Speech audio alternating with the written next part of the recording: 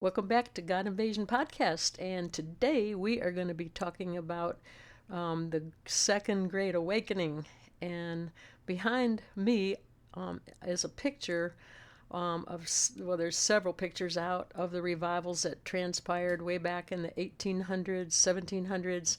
And as you can see, it grew large crowds, and people were looking out the windows and hanging out the windows because they wanted to hear the messages that the people were bringing. And it always opened up such tremendous opportunity for souls to get saved, and drunks were saved, and it was massive. I mean, to the point that taverns were shut down, and wives had their husbands back, and it was just a tremendous move of God that took place back then. So today we're going to talk about this one that started, like I said, at the Red River Meeting House.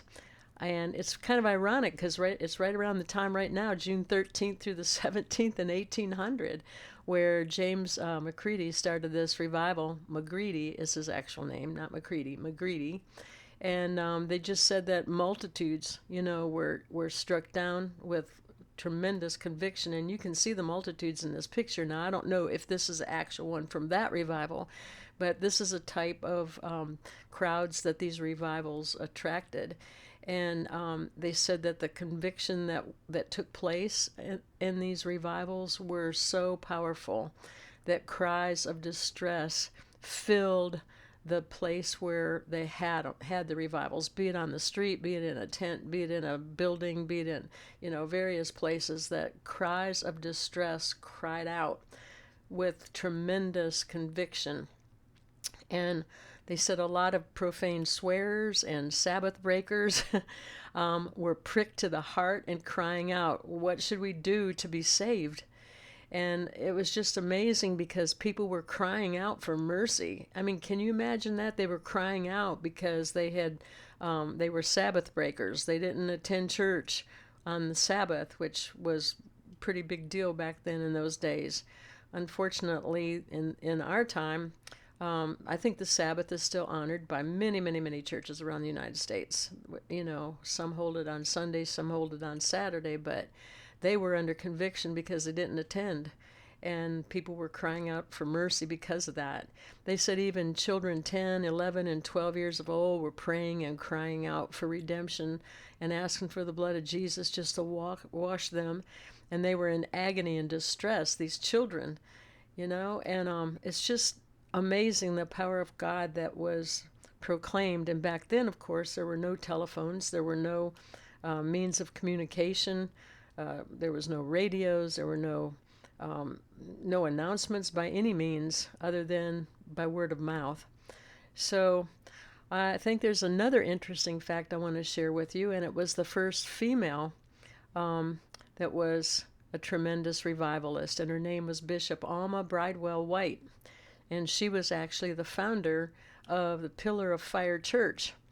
Amazing. She had 61 churches, she had 7 schools, she had 4,000 followers, and 2 broadcasting stations under her. This was later when they started to get this type of advertising available, but this was a woman that God used to start the Pillar of Fire Church.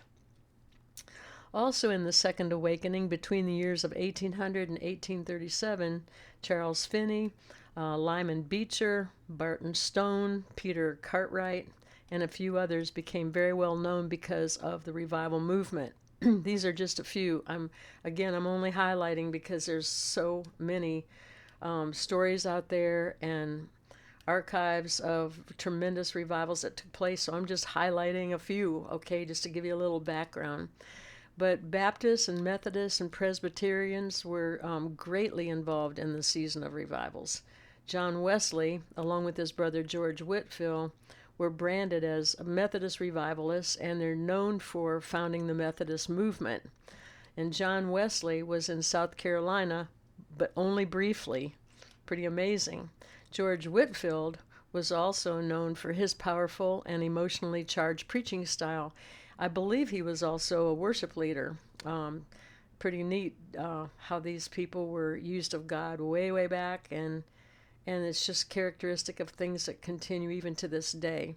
But he traveled extensively throughout the American colonies, and he delivered sermons to massive crowds and widespread revivals. And his emphasis was on personal conversion and being born again, and it resonated with many, contributing to the spiritual social changes in the era.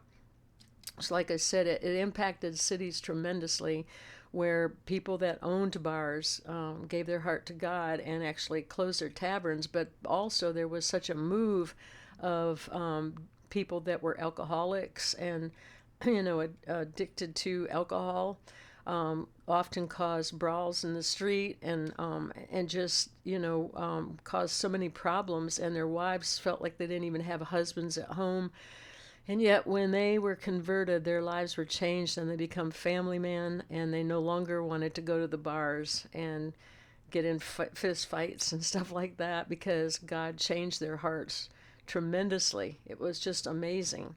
But even in this era, Methodist camp meetings and revivals peaked, and rising out of the field, preaching by the Wesleys combined with wild ruggedness of the American frontier. Also, circuit riders carried the gospel from place to place in early American history. And, it was just amazing because they didn't have cars back then, way back in the early 17 and 1800s. So they did everything by horseback and horse-drawn buggies, and it's just amazing how God used them and anointed them, and they went out proclaiming the gospel, and lives were changed. So preaching in the open air became regular events for some of those people. Some of them had tents, but some didn't. Some just preached in open fields. Others just preached in open buildings, and just gathered crowds around. And then another place where a revival took place was Cane Ridge, Kentucky, and it was a large camp meeting that drew Methodists, Baptists, and Presbyterians. So by 1801, the Cambridge camp meeting in Cane Ridge, Kentucky, propelled the camp meeting movement into an international scene. And by 1820, Methodists were holding around 500 camp meetings a year.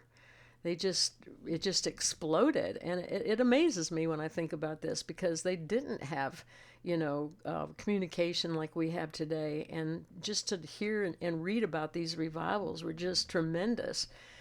So, another thing that a lot of the revivals had characteristics of, where they were very highly emotional, almost spontaneous events attracted a great deal of attention, and these religious meetings would last for multiple days, and people would often pitch tents just to stay for the entire event. And like I said, in New Jersey, when things happened out there in the Pittman Grove Revival, they built little mill houses, and some of them would stay in that. Others were built to rent out, and they're still there to this day. It's just phenomenal. But, people tried to tame the Methodist camp meetings because of the holiness movement, because it created separate camp meetings. And so by 1867, the first camp meeting focused on the doctrine of holiness was started in Vineland, New Jersey, or Vineland, New Jersey. I believe it's Vineland, or Vineland. It is Vineland, New Jersey, and was led by Methodist Bishop Matthew Simpson. We used to live up in New Jersey, and we've been to Vineland before. And it's just amazing to visit these sites where these revivals took place before. And so as the Methodists moved from the revivals among the poor and the lower classes, they began to move into the pillars of the Victorian society. And it was at the height of political prominence. And their traditional camp meetings also changed some of these campgrounds that would have become just basic campgrounds. They turned into more elaborate type of Wesleyan type of meeting places. And one was known as Wesleyan Grove on Martha's Vineyard in Massachusetts, with cottages that were adorned with Victorian Gothic scenery and artifacts. And so, it was very symbolic of the civilizing of the camp meetings that were there and being held, and they went from there to Ocean Grove, New Jersey. So they were mobile, and they moved from place to place, and the campground became vacation spots with camp meetings that would hardly be recognized by their frontier predecessors, because things just really changed. But it was still revival. And the revival in the 1800 was a series of evangelical Christian meetings which began in Logan County, Kentucky. And these ignited the subsequent events and influenced several leaders of the Second Great Awakening. So, I'm going to share tomorrow about the first revival that began in America with a worldwide impact. From the United States, the revival spread to Ireland, Scotland, Wales, England, Europe, South Africa, India, Australia, and the Pacific Islands. So tomorrow we're going to talk about a brief history about the spiritual revival and awakening that took place in America. So I hope that you're enjoying these. Again, they're just highlights. I'm not going into great depth with these, but just trying to give you a little bit of a background of revivals and how long they've been going on for many, many years, and not just decades but centuries. And it's exciting, to read about them and hear about them. And we're going to hear tomorrow more about the spiritual revival and awakening that took place in America and how it spread when it hit America. So until then, I'll see you at the next podcast, and spread the word to others who might be interested in revival history, and I look forward to sharing more with you later. So until then, God bless.